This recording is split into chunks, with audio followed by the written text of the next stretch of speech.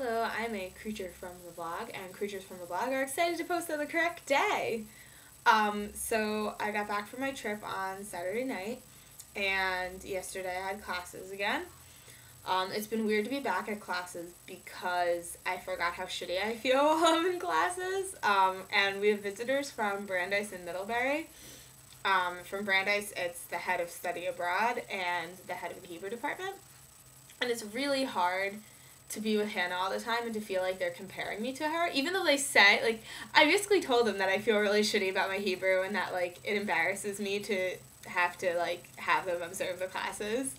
And they were like, you should only compare yourself to yourself and blah, blah, blah.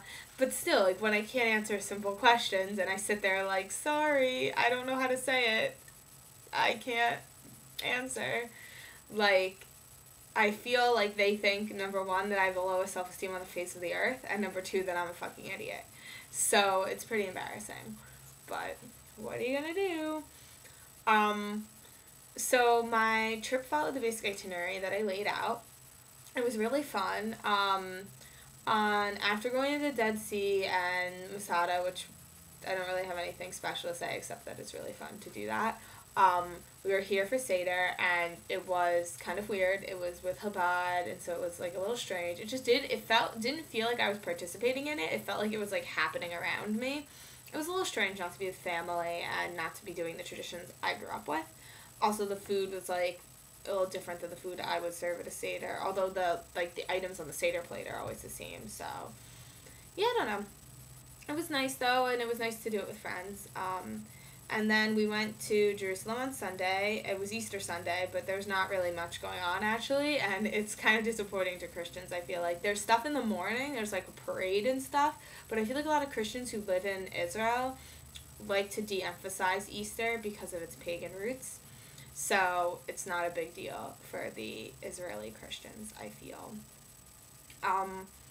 And I got to eat my first meal out for Passover in Jerusalem, and I also got to eat like ice cream out, like, and there were all these different flavors and stuff, and it was just really weird generally to be in Israel. I ate a lot of meals out, and in Israel, like, they have kosher for Passover rolls and like kosher for Passover everything. Like, basically it didn't feel like I was making any kind of sacrifice, and so it kind of felt wrong. Like, I didn't really know how to feel about the situation. It seemed very strange to me, although it was delicious and very interesting, and also gave me ideas about what I can cook in the States. It gave me some creative thoughts. But yeah, it was nice, and we got to Tiberias Sunday night. We couldn't decide on what to do in Tiberias. That's in, like, the north, and it's very nice. And then there's lots to do there, but not... It's hard to do by bus. There's not a lot of buses. Actually, I saw a ton of hitchhikers, more hitchhikers than I've seen in my entire life, there, because, like, the buses are so shitty. And mostly there was a lot of cars, like, mostly families. There were a lot of there were a lot of Israeli families there, because it was vacation, and so it was really funny to, like, look at the beaches and see, like, a bunch of Israelis with, like, their matzah sitting by the water. It's just a funny image, in my opinion. But we couldn't really decide on what to do because of that limitation, because Emma doesn't really like doing super intense outdoorsy stuff, and Rebecca didn't have sneakers and wanted to buy some Monday morning, so we thought, okay, Monday morning we'll buy the sneakers and then we'll decide. But we didn't wake up Monday morning until 11, and then they were being really slow getting ready, and I was just really frustrated because we hadn't really done anything in Jerusalem except eat, and we hadn't really done anything, like, we had been in Tiberias, like, 15 hours or so at that point, and still hadn't done anything, and so I was just like, I'm going, and I ditched them, and I rented a bike from my hostel, and I did a loop around the Kinneret, which is 65 kilometers, or 50 or 40 miles, and it was really fun. It took me 5.5 hours, and I got to see all the places that we wanted to visit. I mean, I didn't get to actually visit the places, but I got to see, like, oh, this is where Beit Shayan is, oh, this is where, like, this is a really nice view of the Golan, but yeah, it was interesting also, like, as a people watching experiment, because as I'm riding my bike past people, I got, like, a good feel for what people do. during their vacations there. It was nice.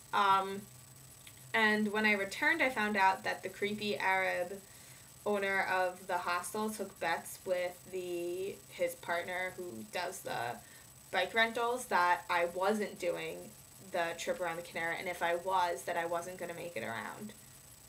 He was wrong, obviously, and then he told me he owed me a bottle of wine. I said, no, thank you. Then he said I was uptight. He also managed to tell me that I have a Jewish nose and that I know how to scam people like Jews. It was very uncomfortable. He also was nonstop flirting with me at the same time, which was very interesting to me. I think he thinks it's, like, funny to joke about that. It's not.